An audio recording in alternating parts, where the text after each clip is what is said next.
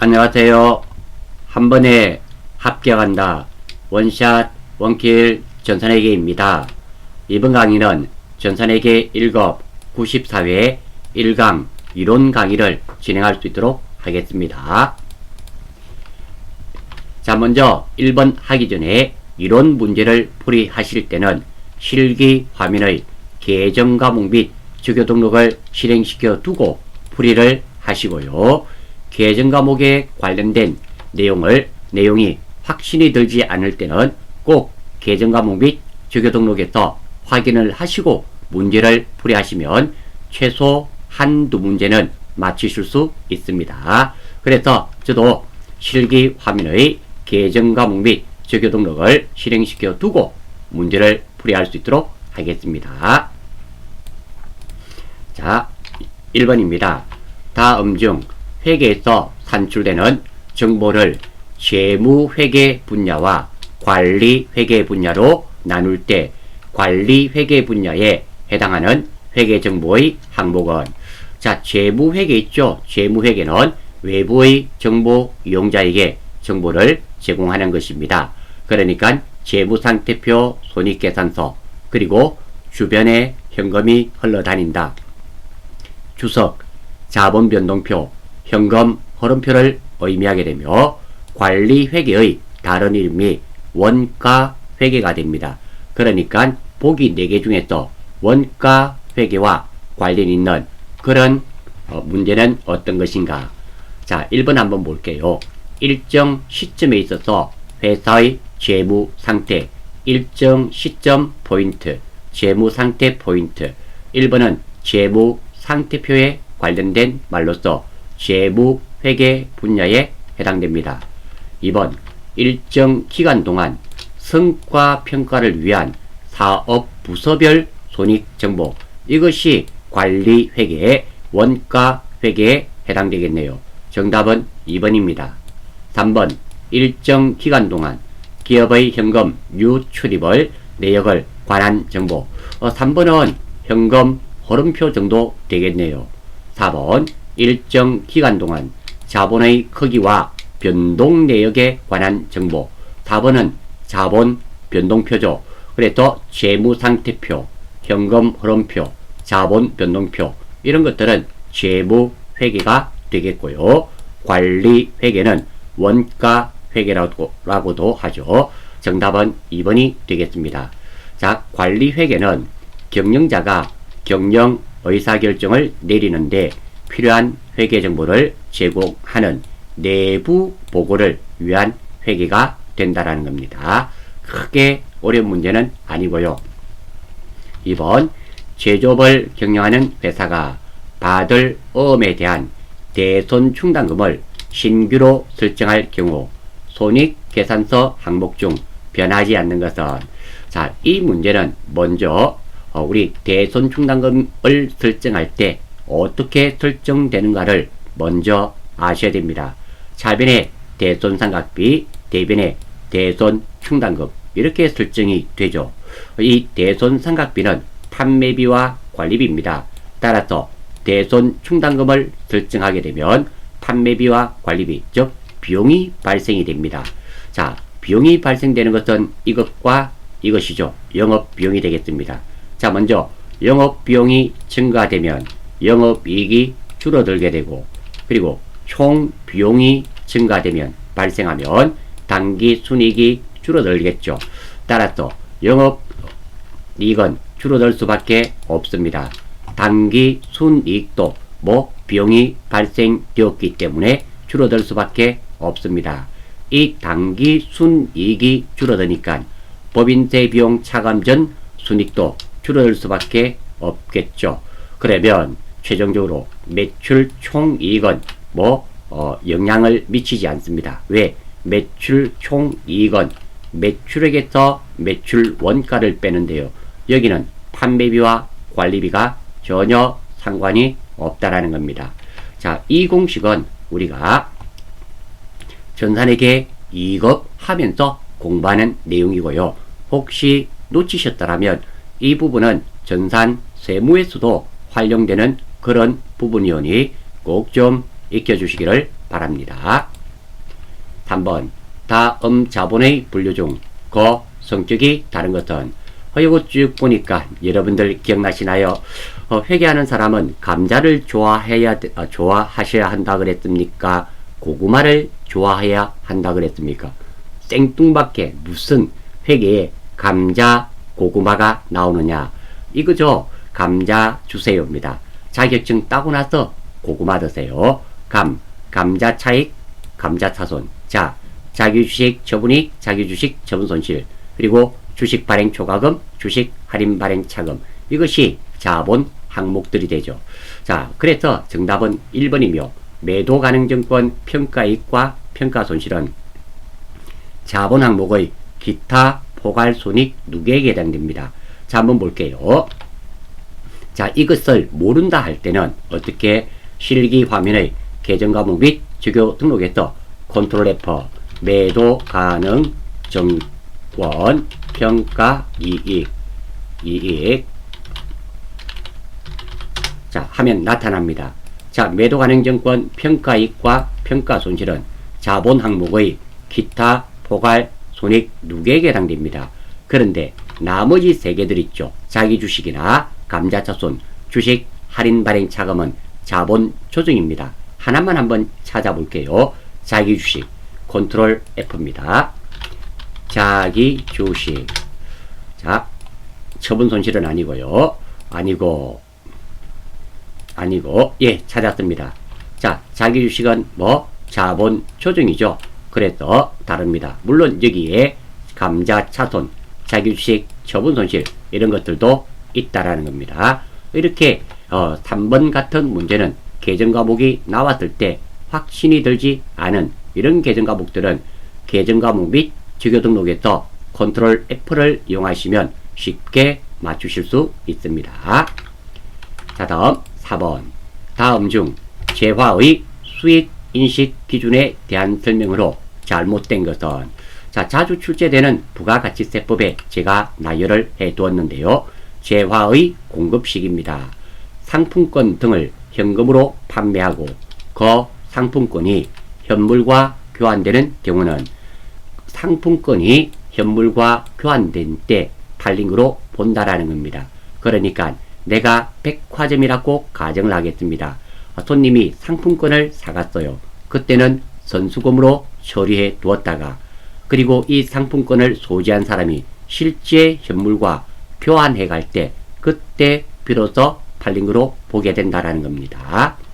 현금 판매, 외상 판매의 경우는 돈을 받지 않았다 하더라도 재화가 인도되거나 이용 가능하게 된 때 팔린 것으로 본다라는 겁니다. 세 번째, 재화의 공급으로 보는 가공의 경우는 가공된 재화를 인도하는 때, 넘겨줄 때 팔린 것으로 봅니다. 중간 지급 조건부로 재화를 공급한 경우, 이런 경우는 대가의 각 부분을 받기로 한 때 그만큼 팔린 것으로 봅니다. 직수출 및 중개무역 방식의 수출인 경우는 특별한 말이 없으면 선적일이 되겠죠. 자, 틀린 겁니다. 상품권 매출입니다. 물품 등을 제공하거나 판매하면서 상품권을 회수할 때, 그렇죠. 실제로 재화가 상품권과 교환이 될 때 팔린 것으로 봅니다. 단기 할부 판매, 재화를 고객에게 인도한 때, 이거에 해당되겠죠. 현금으로 팔든 할부로 팔든 돈을 받지 않았다 하더라도 재화를 넘겨주거나 인도했거나 이용 가능한 때 팔린 것으로 봅니다. 위탁 판매. 자, 위탁 판매란 말은 우리 출판사를 생각하시면 됩니다.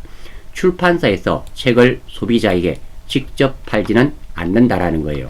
이때 출판사는 서점에 팔아라고 위탁을 하게 됩니다. 그래서 출판사는 수탁자라는 표현을 쓰고요. 그리고 서점은 위탁자라는 표현을 씁니다. 이런 경우는 서점이 고객에게 판매했을 때, 즉 위탁자가 소비자에게 판매했을 때 내 재고자산에서 제거하게 되어 있습니다. 한번 볼게요. 수탁자가 서점이, 위탁자가 출판사가 수탁자로부터 서점으로부터 판매 대금을 지급 받을 때. 정답은 3번이죠. 자, 방금 말씀드렸습니다. 출판사는 위탁자, 그리고 서점은 수탁자라 그랬습니다. 언제 수탁자가 고객에게 판매했을 때 비로소 팔린 거로 보는 겁니다. 그래서 정답은 3번. 시용 판매는 여러분들 체험분 아시죠?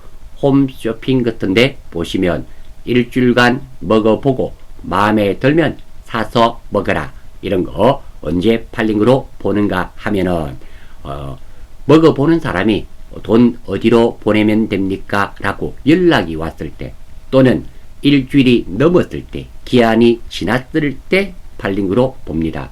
시용 판매에 고객이 매입 의사를 표시한 때, 예, 맞습니다. 물론 여기에도 해당이 되고요. 약정된 기한이 지났을 때 매출로 인식하게 됩니다. 따라서 정답은 3번이 되겠습니다. 5번. 재고자산의 평가 방법에 대하여 잘못 설명한 것은 개별법, 선입선출법, 구입선출법 이런 것들이 나왔네요.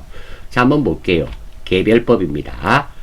재고자산의 매입 상품별로 개별적으로 관리하는 방법입니다. 이론상 가장 이상적인 방법이에요. 왜냐하면 가장 정확하기 때문입니다. 정확한 이익을 측정할 수 있고요. 그러나 수량이 많고 거래가 빈번한 경우에는 적용하기가 불가능합니다. 우리는 제조업을 영위하는 법인입니다. 그래서 개별법은 거의 사용하고 있지 않죠. 선입선출법입니다. 말 그대로요. 먼저 들어온 것을 먼저 꺼내어주는 방법, 먼저 매입한 것을 먼저 판매되는 것으로 가정하는 방법입니다. 자, 첫 번째, 일반적인 물량의 흐름과 일치한다. 자, 이것을 외우지 마시고요. 일반적인 물량의 흐름과 일치한다란 말은 우리가 은행에 가서 예금을 출금할 겁니다. 그때 먼저 온 사람부터 먼저 서비스 해줄까요? 나중에 온 사람부터 먼저 서비스 해줄까요? 먼저 온 사람부터 해줍니다. 은행뿐만 아닙니다. 모든 엘리베이터 타려고 줄을 서 있습니다. 먼저 온 사람이 먼저 탈까요? 나중에 온 사람이 먼저 탈까요? 먼저 온 사람. 영화관에 아니면 쇼핑할 때, 개업 기념할 때 줄을 섰습니다. 먼저 온 사람이 먼저 들어갑니까? 나중에 들어온 사람이 먼저 들어갑니까? 먼저 들어온 사람. 마찬가지예요. 이런 것들을 물량의 흐름과 일치한다. 이런 표현을 쓴다라는 겁니다. 두 번째, 원가는 과거의 원가로 계상되어 장부에 기록되어, 그러니까 1번부터 10번까지 있었습니다. 그러면 판매가 되면 먼저 들어온 것은 이거죠. 그러니까 과거에 옛날에 구입했던 원가로 계상되어 현재의 수익과 과거의 원가가 계상되므로, 그렇죠. 받은 돈인데 원가는 현재 구입했던 이것이 아니라 옛날 게 대응되므로 수익과 비용의 대응이 적절히 이루어지지 않을 수밖에 없죠. 그리고 맞습니다. 물가 상승 시에는, 즉 10원, 20원 해서 100원짜리까지 샀습니다. 물가 상승 시에는 순이익이 높게 계상됩니다. 자, 내가 200원을 팔았다고, 200원 받고 팔았다고 가정합시다. 원가가 100원이었다면 100원이 남았을 텐데, 원가가 선입선출은 10원짜리잖아요. 얼마가 남았을까요? 190원. 그러니까 선입선출이 훨씬 순이익이 높게 계상이 됩니다. 그리고 기말 재고액은 최근에 구입한 원가로 보고되므로 재무상태표상 기말 재고자산 가액은 시가에 가깝습니다. 자, 10원부터 100원까지 있을 때 9개를 팔았다고 가정하겠습니다. 그럼 10원부터 90원짜리를 팔았겠죠. 남아있는 것은 최근에 구입한 100원짜리가 남았습니다. 그러니까 최근에 구입한 원가로 보고됩니다. 그리고 기말 재고자산은 시가의 현재 가액에 유사하죠. 이런 말입니다. 따라서 이 내용을 아셔야 되는데요. 이것들 두 가지입니다. 시험에 출제되니까, 자주 출제되니까 달달달달 외우는 학생들이 있고요. 방금처럼 그냥 이해를 하시는 방법이 저는 좋다고 생각합니다. 여러분들도 마찬가지예요. 외우셔도 좋고요. 그런데 많은 시간과 노력이 든다라는 거죠. 물량의 흐름과 일치하네. 먼저 들어온 것부터 먼저 서비스 하는 것들 물량의 흐름과 일치한다더라. 두 번째, 원가가 선입선출법이니까 최근에 구입한 것을 꺼낸 것이 아니라 옛날에 처음 들어온 것부터 먼저 꺼내줘. 그러니까 과거의 원가로 계상돼요. 과거의 원가로 계상되니까 수익과 원가가 적절히 대응되지 않다라는 거. 그리고 물가 상승할 때는 10원부터 쭉 올라서 100원 됐습니다. 상승할 때는 100원짜리를 꺼내주는 것이 아니라 10원짜리를 꺼내주니까 원가가 작죠. 원가가 내려가면 당연히 순이익은 올라갈 수밖에 없습니다. 이해가 되고, 기말 재고자산 가액은 시가에 가깝습니다. 9개를 팔았다고 가정했을 때 100원짜리가 남았잖아요. 그러니까 시가에 가까울 수밖에 없습니다. 이렇게 이해를 해버리면 굳이 외울 필요가 없다. 이런 말씀을 드리겠습니다. 그리고 구입선출은 선입선출과 100% 반대입니다. 요거는 그 정도로 하고 넘어가겠습니다. 이동평균법은 말 그대로입니다. 구입하다가 판매 시점에서 이것들의 평균을 구합니다. 그리고 또 이거 구입합니다. 판매 시점에서 또 이 전체의 평균을 해요. 그래서 평균법은 평균법인데 평균이 이동한다고 이동 평균법이라 한다라는 거. 즉 여기 있죠. 출고 시점에 평균이 재계산되므로 평균이 바뀔 수밖에 없죠. 그래서 이동 평균법이라 한다는 거. 총평균법은 전체 가중치가 있는 전체 평균법을 의미하게 됩니다. 단기에 판매된 재고자산은 모두 동일한 단가라는 가정하에 매출원가와 기말 재고액을 결정하는 방법입니다. 시험에는 주로 선입선출법과 구입선출법이 가장 많이 출제됩니다. 자, 문제 한번 보겠습니다. 자, 여기서 틀린 거 찾는 거네요.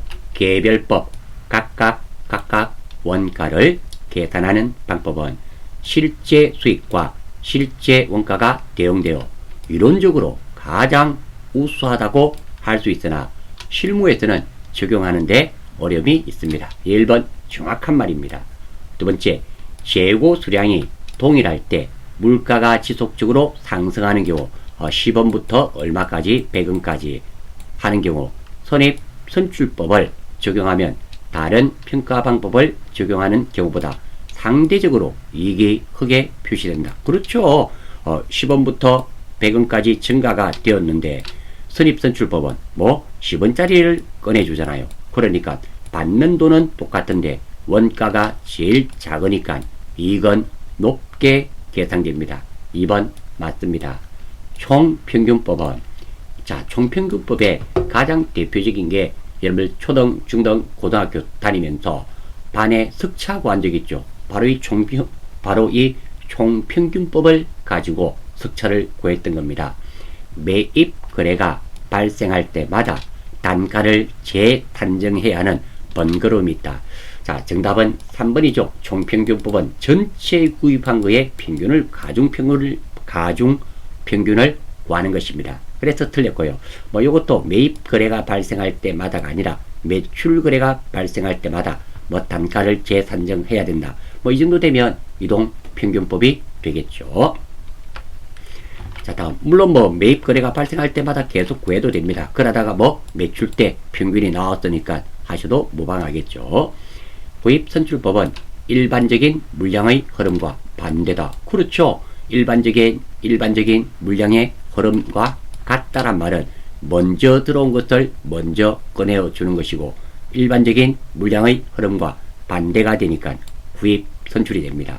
따라서 5번의 정답은 3번이 되겠습니다. 6번 다음 중 일반 기업회계 기준상 유형자산의 감가상각에 대한 설명으로 옳은 거 맞는 거네요. 자, 감가상각 한번 보겠습니다. 감가란 말은 덜감자에 갑가자 해서 자산의 가치가 감소 또는 소멸됨을 말합니다.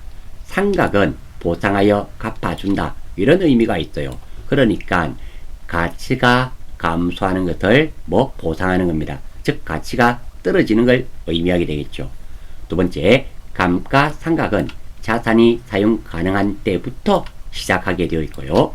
감가상각의 주된 목적은 취득 원가의 배분에 그 목적이 있습니다. 정액법, 정률법, 연수합계법, 생산량 비례법 들어보셨죠? 그런 것들을 의미하게 됩니다. 자, 한번 볼게요. 맞는 겁니다.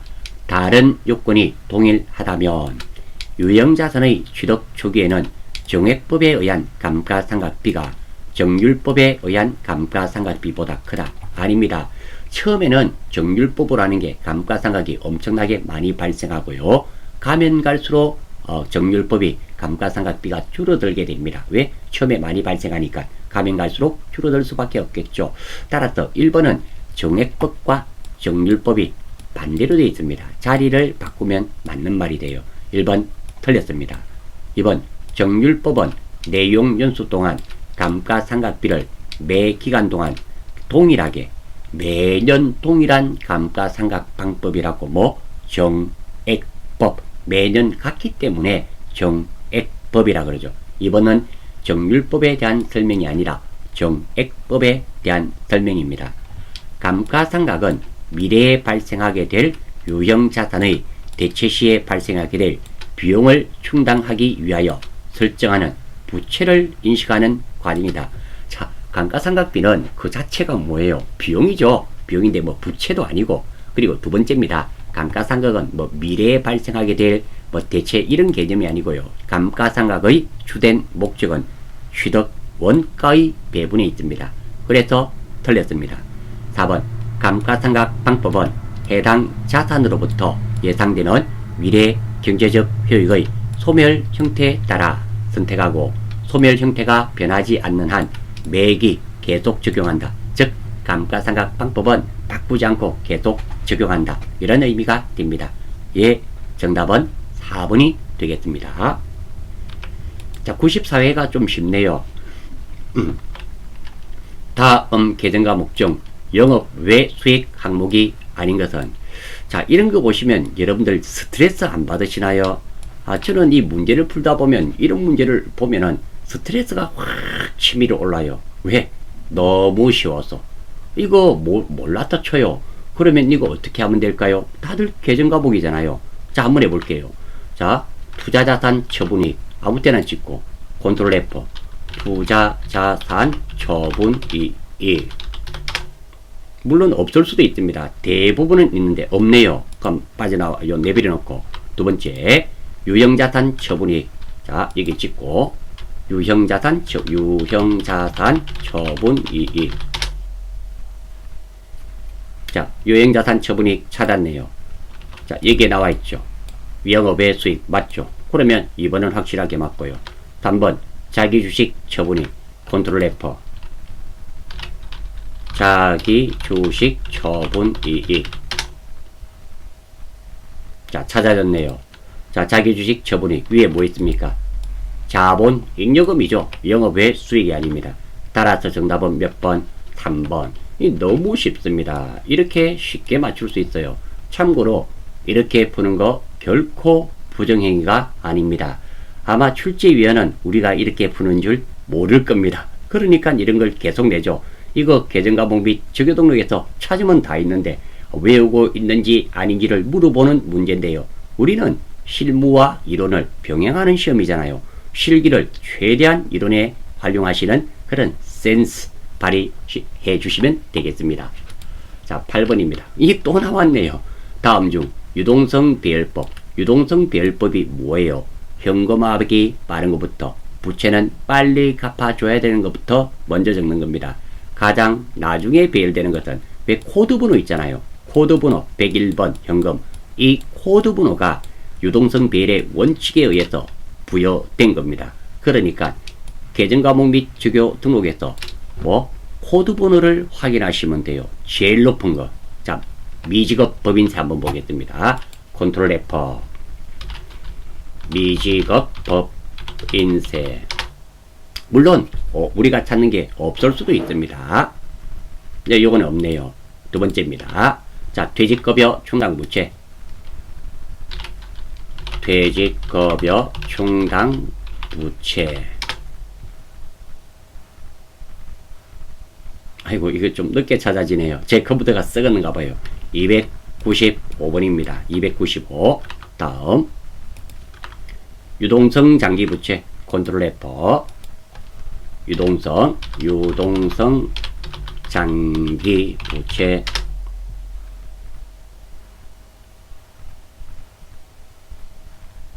자, 찾았네요. 이거 못 찾았네요. 찾았네요. 요 위에 있네요. 화면이 조금 늦게 뜨네요. 요거는 264번. 아까 전에. 그러면 295번이 최고 높았죠. 다음, 매입 채무. 가장 대표적인 게 외상 매입금 아닙니까? 108번. 그러면 정답은 이거 아니면 이거 두 개예요. 이 퇴직급여 충당부채 295번. 자, 위쪽에 한번 볼게요. 퇴직급여 295번이었죠. 여기에 없으니까 295번만 한번 보겠습니다.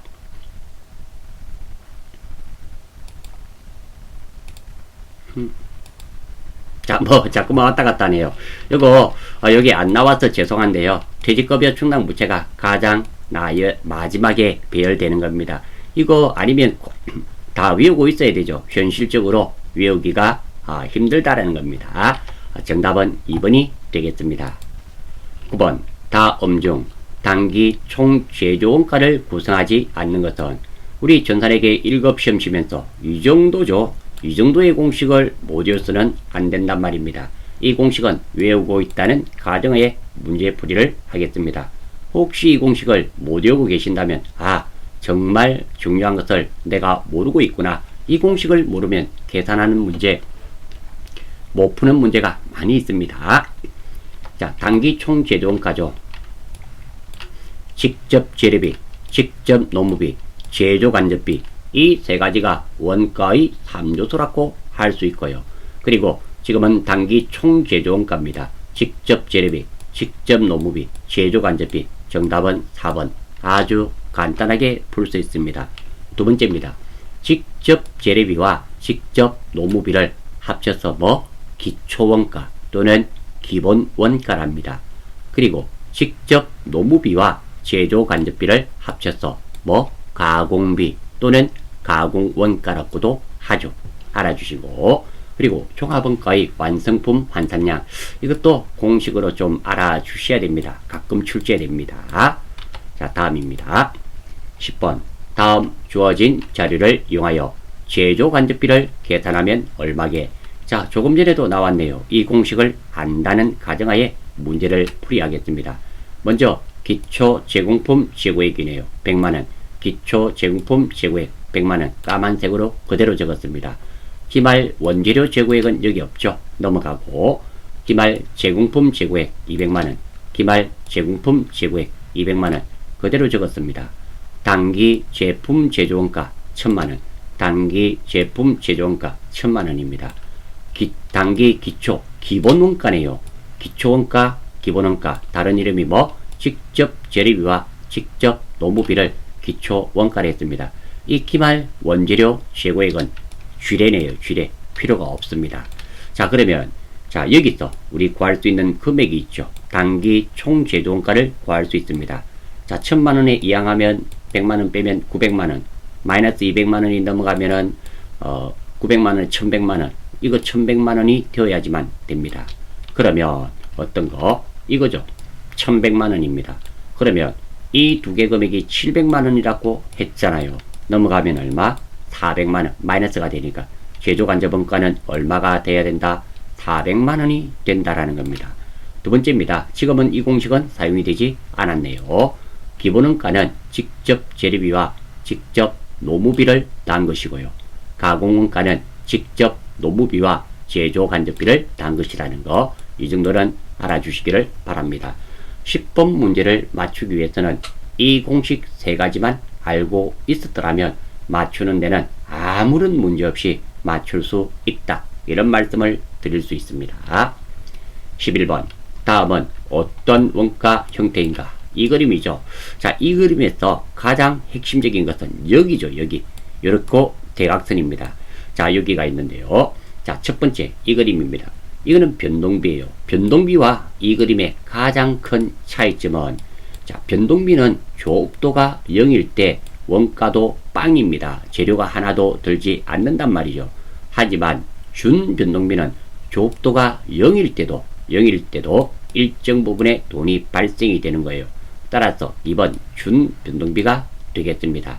다시 한 번 더 변동비와 준변동비는 좁도가 0일 때 차이가 납니다. 나머지는 똑같아요. 개점이 같은데 좁도가 0일 때 하나도 안 되는 것은 변동비가 되고 좁도가 0일 때 일정 부분 비용이 발생하는 것은 준변동비가 돼요. 고정비는 쉽죠. 고정비. 그리고 이것은 준고정비. 이것은 준변동비가 되겠습니다. 따라서 정답은 2번이며 94회 이론 문제 너무 쉽네요. 실무는 어떤지 잘 모르겠지만 이론은 전체적으로 지금까지 본 문제 중에서 아주 난해하다, 어렵다. 이런 문제는 별로 느껴지지를 않습니다. 쉽게 좀 출제하시려고 노력을 하신 것 같아요. 자, 12번. 다음은 선입 선출법으로 종합원가 계산을 하고 있다.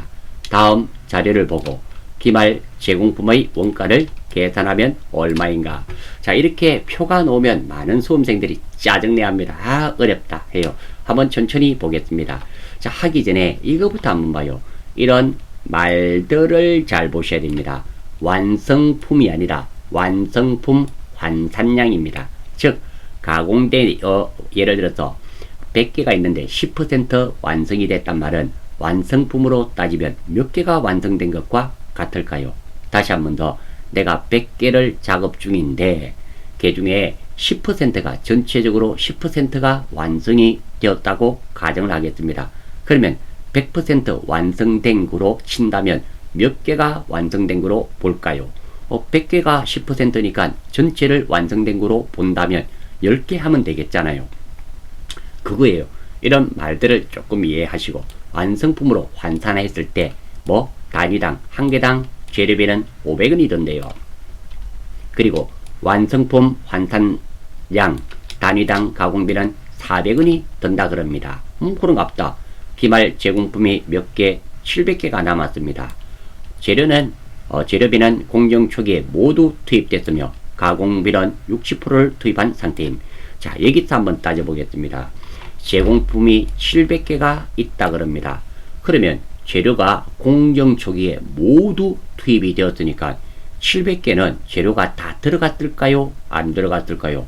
완성되든 말든 어쨌든 재료가 투입이 됐잖아요. 그 중에 60%가 완성됐습니다. 따라서 재료비는 다 들어갔습니다. 700개 곱하기 재료비는 얼마다? 500원. 5, 7, 35. 그래서 재료비는 335만원입니다. 아무 문제 없잖아요. 자, 그러면 가공비는 60%가 투입이 됐습니다. 얼마에? 700개. 완성된 거로 보면은 몇 개 완성됐다고 볼 수 있을까요? 6, 7, 42. 420개가 완성된 거로 볼 수 있겠죠. 왜? 완성품 환산량이잖아요. 700개가 투입됐는데 그 700개가 전체가 60%가 60%가 완성되었단 말은 100% 완성짜리는 몇 개일까요? 6, 7, 42, 420개가 완성된 거로 볼 수 있잖아요. 420개 곱하기 가공비는 얼마였습니까? 400원. 그거 해주면 되는 거예요. 자, 기말 제공품 가공비입니다. 자, 700개인데 몇 퍼센트가 완성되었다? 60%. 그 6, 7, 42, 420개가 완성된 거로 보면 된다라는 겁니다. 그런데 가공비는 개당 얼마? 400원. 16만 8천원이에요. 이 두 가지를 더하면 51만 8천원. 정답은 2번이 될 수밖에 없습니다.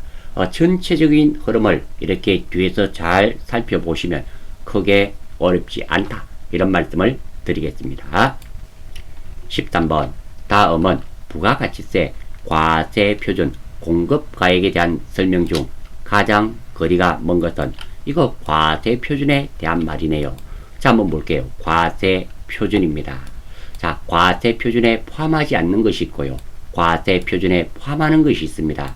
자, 과세표준에 포함하는 것은 재화 또는 용역을 공급한 후의 그 공급가액에 대한 대손금. 대손금은 왜 돈 떼이는 거 있잖아요.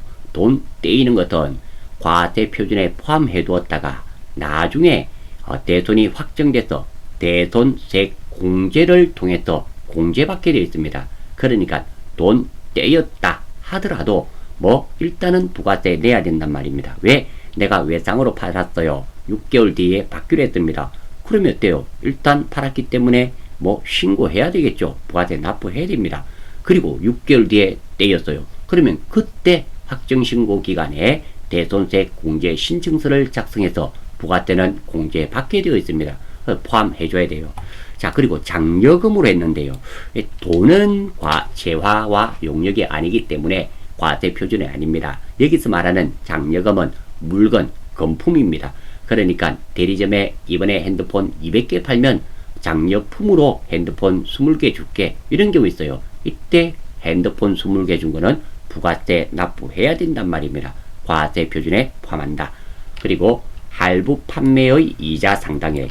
자, 연체이자 말고 왜 자동차 같은 경우는 60개월 할부로 하게 되면 이자 금액이 이자가 상당하죠. 그는 과세 표준에 포함한다. 즉 부가세 내야 된단 말입니다. 그리고 대가의 일부로 받는 운송비, 포장비, 하역비, 운송보험료 이런 것들도 과세 표준에 포함하게 되어 있습니다. 참고로 이 과세 표준은 제가 드리는 말씀이 아니라 부가가치세 법이 있습니다. 법에 있는 거 제가 꼭 필요한 것만 발췌를 했던 거예요. 다음 과세 표준에 포함하지 않는 것은 애누리 팔았는데 하자가 있어서 깎아줬습니다. 당연히 그것은 팔린 거로 보지 않는다라는 겁니다.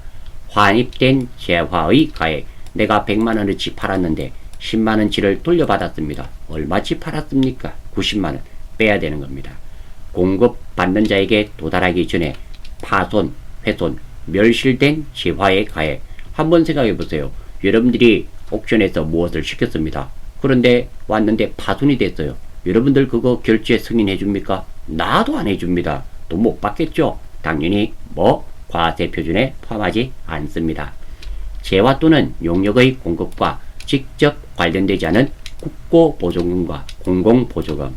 그리고 5번 공급 대가의 지연으로 인하여 받는 연체이자는 과세 표준에 포함하지 않지만 할부이자의 상당액은 과세 표준에 포함합니다.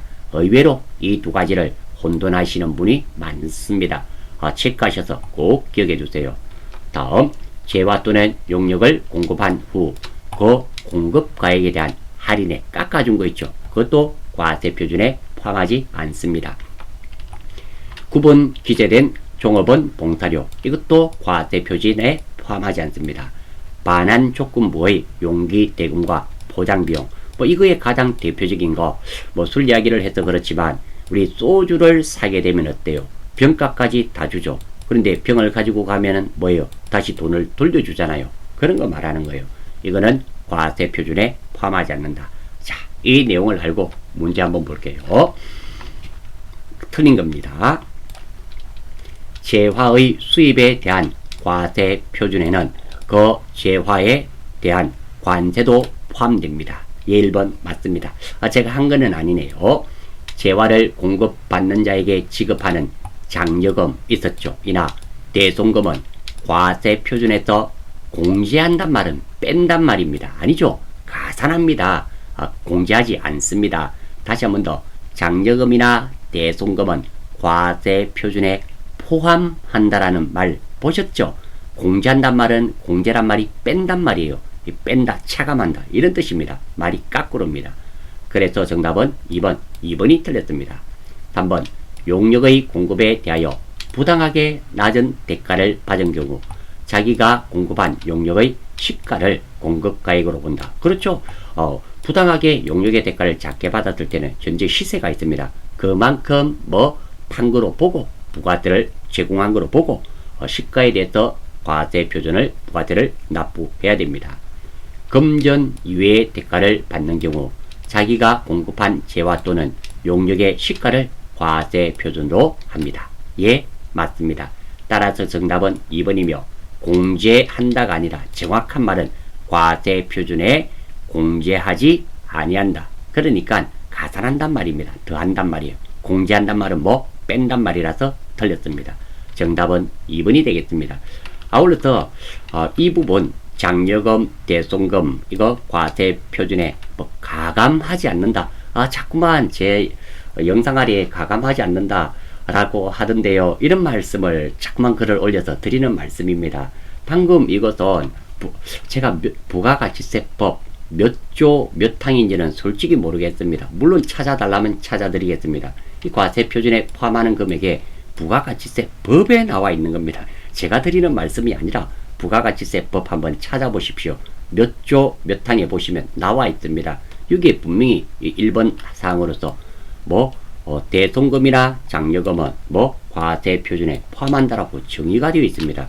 가감하지 않는다 이런 말 자체는 어디서 제가 그럼 적이 없었는데 아무튼 그런 말씀을 하셔서 가감하지 않는다가 아니라 대손금이나 장려금은 과세표준에 포함한다가 정답이라는 거 혹시 못 믿으시겠거든 이 영상 아래에 글을 달아주십시오. 그러면 제가 부가가치세법 찾아서 몇 조 몇 항에 있는지 정확하게 명시를 해 드리겠습니다. 참고로 이거 부가가치세법 보고 맞는 겁니다. 참고해 주시기 바랍니다. 자, 14번. 자, 현행 부가가치세법에 대한 설명으로 옳지 않은 것은 자, 납세 의무자죠. 사업자만이 부가가치세를 납부할 의무가 있다. 1번 틀렸습니다. 자, 납세 의무자입니다. 요거는 제가 적어놨네요. 부가가치세법, 부가세법 제3조에 나와 있습니다. 자, 영리를 목적으로 하는지 아닌지에 관계없이 사업상 독립적으로 재화 또는 용역을 공급하는 자는 누구나 납세 의무자가 됩니다. 그리고 여기에는 개인, 법인, 국가, 지방자치단체와 지방자치단체 조합을 포함하고 법인격이 없는 타단, 기타 단체가 포함됩니다. 그러니까 여기에 사업자도 해당이 되고요. 두 번째, 재화를 수입하는 자도 해당됩니다. 사업자만 해당되는 게 아니라는 거예요. 그리고 3번부터 5번까지는 2021년부터 적용되는 겁니다. 한번 요거는 읽어보시고요. 따라서 정답은 1번이 틀렸습니다. 그리고 시험치는 요령이죠. 뭐만 하면은 대부분 틀렸습니다. 왜? 우리 모든 일들에는 예외가 있잖아요. 대부분의 모든 일에는 예외가 있습니다. 그래서 뭐만 반드시 이런 게 들어가면 대부분 틀린 말입니다. 2번 한번 볼게요. 납세지는 부가세 납부하는 곳은 사업자 단위 과세 및 주사업장 총괄납부 사업자가 아닌 경우 각 사업장을 소재지로 한다. 예, 맞습니다. 사업자 단위 과세 사업자가 아닌 경우 사업자는 사업장마다 사업 개시일로부터 20일 이내에 사업장 관할 세무서장에게 사업자 등록을 신청해야 된다. 예, 맞죠. 우리 불공사유에 보면 사업자 등록을 하기 전에 매입세액은 불공입니다. 단 사업 개시일로부터 20일 이전의 거는 해줘요. 왜? 부가가치세법에 있죠. 사업 개시일로부터 20일 이전 거는 해주는 이유가 여기 있죠. 사업 개시일로부터 20일 이내에 사업자 등록을 신청해야 되거든요. 그래서 사업 개시일로부터 20일 이전에 매입세액은 해준다. 여기에서 나온 말입니다. 4번 신규로 사업을 시작하는 자에 대한 최초 과세기간은 사업 개시일부터 그날이 속하는 과세기간의 종료일까지로 한다. 그러니까 우리 1기 예정신고기간이 언제입니까? 1월 1일부터 3월 31일까지입니다. 그런데 내가 사업을 1월 25일 날 했습니다. 그럼 과세기간은 1월 25일부터 3월 31일까지다. 이런 의미가 됩니다. 예, 맞는 말입니다. 따라서 14번의 정답은 1번이 틀렸습니다. 그리고 이것도 한번 볼까요? 말이 좀 어려운가 봐요. 이게 무엇을 사업자 단위 과세 사업자와 주사업장 총괄납부 사업자입니다. 이게 조금 차이가 있어요. 자, 이 둘의 공통점은 하나의 사업자가 여러 사업장을 가지고 있습니다. 즉 사업자 단위 과세 사업자도 하나의 사업자가 여러 사업장을 가지고 있어요. 서울, 대전, 대구, 부산에 있단 말입니다. 그리고 주사업장 총괄납부 사업자도 하나의 사업자가 서울, 대전, 대구, 부산, 광주 여러 개가 있습니다. 이 둘은 같은 개념입니다. 차이점이 있죠. 자, 어떤 차이점이 있는지 보겠습니다. 첫 번째, 사업자 단위 과세 사업자와 주사업장 총괄납부 사업자의 차이점입니다. 자, 똑같이 사업장이 여러 개 있다 하더라도 사업자 단위 과세 사업자는 이 사업장이 사업자 등록번호 있죠. 사람으로 따지면 주민번호, 사업자 등록번호가 다 같아요. 그런데 주사업장 총괄 납부사업자는 각 사업장마다 사업자 번호가 다 달라요. 이런 차이가 있고요. 두 번째입니다. 사업자 단위 과세 사업자는 주 사업장에서 부가세 신고도 하고 납부도 해요.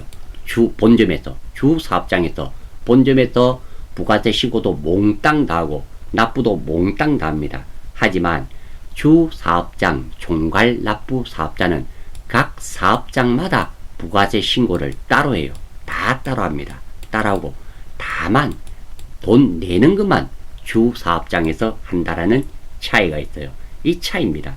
나머지는 없어요. 다시 한 번 더. 사업자 단위 과세 사업자는 뭐 공통점, 사업장이 여러 개다. 공통점. 주 사업장 총괄 납부 사업자도 사업장이 여러 개다. 이는 같아요. 그런데 사업자 번호가 사업자 단위 과세 사업자는 사업자 번호가 다 같아요. 다 같고. 하지만 주 사업장 총괄 납부 사업자는 사업장마다 사업자 등록 번호가 다 달라요. 이게 차이가 하나 있고요. 두 번째, 부가세 신고와 납부가 다릅니다. 사업자 단위 과세 사업자는 뭐 주 사업장 또는 본점에서 신고도 하고 납부도 하고 이 전체를 하는데요. 주 사업장 총괄 납부 사업자는 각 사업장마다 신고는 따로 해요. 신고는 각각 세무서에 따로 하고 납부만 주 사업장에서 한다라는 겁니다. 이 차이가 있다라는 거 참고로 알아주시면 도움이 되시리라 생각됩니다. 자, 이론 마지막이네요. 다음 중 부가가치세 영세율이네요. 자, 면세와 영세는 다르죠. 영세는 부가세가 있어요. 근데 0%. 면세는 부가세가 아예 없는 겁니다. 우리 색깔로 한번 비교해 볼까요? 색으로 따지면 영세는 흰색입니다. 하지만 면세는 투명한 색, 물색이에요. 그 차이예요. 자, 다음 설명 중 틀린 거네요. 자, 이 내용부터 먼저 보겠습니다. 자, 영세율이에요. 국가 간 이중과세 검지로 원칙에 의해서 영세율이 있습니다. 수출을 지원하는 목적도 있어요. 하지만 면세는 세 부담의 역진성을 없애는 데 목적이 있어요. 참고로 역진성이란 말은 수입이 적은 사람이 더 많은 세 부담률을 지는 것을 의미합니다. 즉 다시 말해서 우리 세금은 어때요?